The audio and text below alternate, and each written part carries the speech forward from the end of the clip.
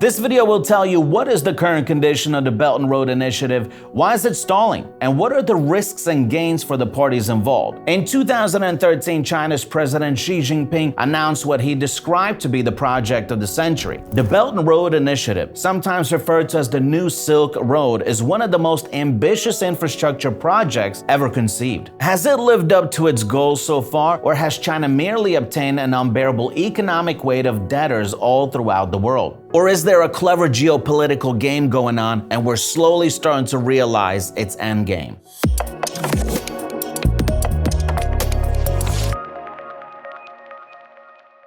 Xi announced a strategy as Silk Road Economic Belt when he paid an official visit to Kazakhstan in 2013. At first, the project was known as One Belt, One Road. Throughout time, the project gained a new name, the Belt and Road Initiative. The BRI's belt refers to revitalizing a series of overland trading routes connecting Europe to Asia, while the road refers to plans of establishing a new sea trade infrastructure along the old Marco Polo route, a maritime Silk Road that would connect China, Southeast Asia, Africa, and Europe. However, it's been noted that the initiative is about far more than infrastructure. Many have said that China's BRI plan is an effort to develop an expanded, interdependent market for China, grow its economic and political power, and create the right conditions for China to build a high-technology economy. Meanwhile, examples of Belt and Road Initiative infrastructure investments include ports, skyscrapers, roads, railroads, bridges, airports, coal-fired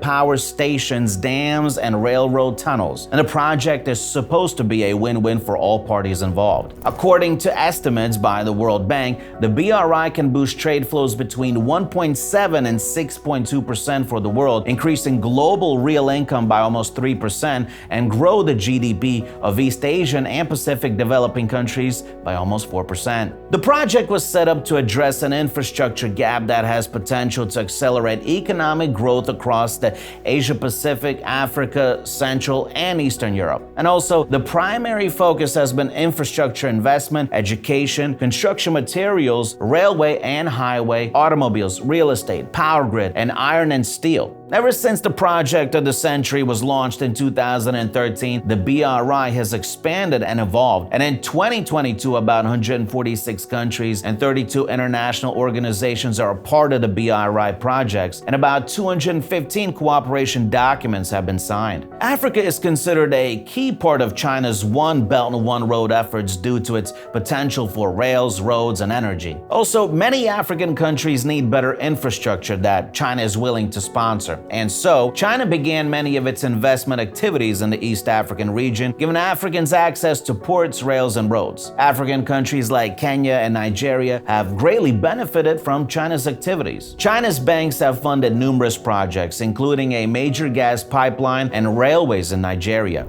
In Kenya, the Chinese have built a high-speed railway running between Mombasa and Nairobi, which is the first high-speed railway on the continent. In 2020, it was estimated that China's investment in Africa has reached $23 billion. This has made China the largest funder of infrastructure projects in Africa, as it financially backs up about a fifth of all projects and constructs a third of them. However, to build many of these construction projects, China has sent a large number of Chinese workers to developing countries, and East African countries alone have borrowed more than $29 billion from China for various projects. Although since its inception, the BRI has made considerable progress, it has also faced some setbacks as well. With China dishing out loans to developing BRI countries, it has been accused of using the Belt and Road Initiative as a debt trap diplomacy. Many countries and organizations have said that BRI is a part of China's manipulative global strategy to fund major infrastructure projects in developing countries with unsustainable loans and use the debt to gain leverage over those governments. The accusation was ignited because of the projects in Sri Lanka. In 2017, the Sri Lankan government was unable to service the $8 billion Chinese loans that funded its Hambantota port development, so the port was handed to the Chinese on a 99-year lease. Incidentally, the port provides the Chinese with major new piece of infrastructure and a strategic foothold in the Indian Ocean. And so, the Belt and Road Initiative has suffered some setbacks due to China's funding of infrastructures in developing countries under opaque loan terms that allow China to strategically leverage the receiving country's inability to pay for economic, military, and political favor. With a lot of credit given to African countries, one possible implication or challenge to the Belt and Road Initiative is debt sustainability. And this, of course, is an implication that has both domestic and international magnitudes. China is known for its aggressive push to invest overseas and its higher appetite for risk, hence its high credit to African countries. However, while that might be a strategy that works, it may also be a double-edged sword for both China and the countries it lends to. According to a research group, the total value of loans from Chinese financial institutions to projects in BRI countries in 2020 and in 2021 hit $52 billion.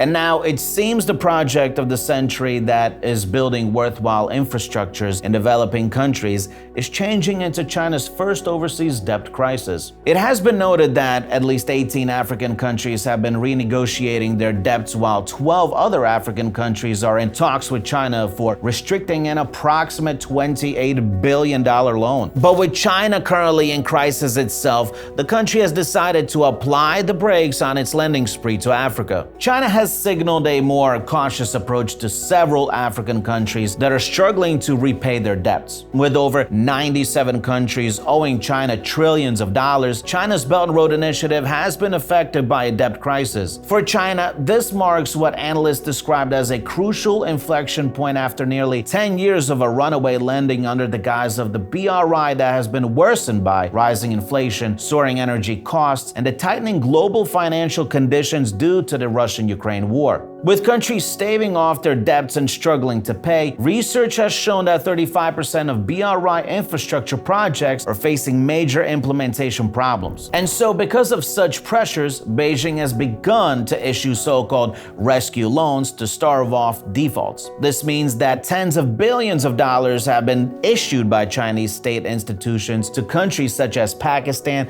Belarus, Egypt, Mongolia, Turkey, and Sri Lanka to help service their loans and avoid default. However, according to Matthew Minji, a senior research analyst at Rhodium Group, the spreading debt distress, coupled with slowing global growth and a more cautious approach from Beijing, means that China will need to search for new ways to solve the problem at hand. To Minji, rescue loans are simply a time-buying measure, and in the case of Sri Lanka, they still fail to offset a default. So all eyes are on China to see how they would approach the issue with countries like Zambia, Laos, Cambodia, and Ethiopia, who are restructuring their debts with China and other creditors. Although it is evident that China cannot sustain the Belt and Road Initiative alone, they stand to gain a lot, which would in the long run benefit its economy. For one, China's BRI gives it control of critical global supply chains and the ability to redirect the flow of international trade. And the end point of the Belt and Road Initiative is the building of a new global system of alternative economic, political, and security interdependencies with China at the center. And though the initiative can have positive net benefits for African countries, the BRI is first and foremost a Chinese project designed to advance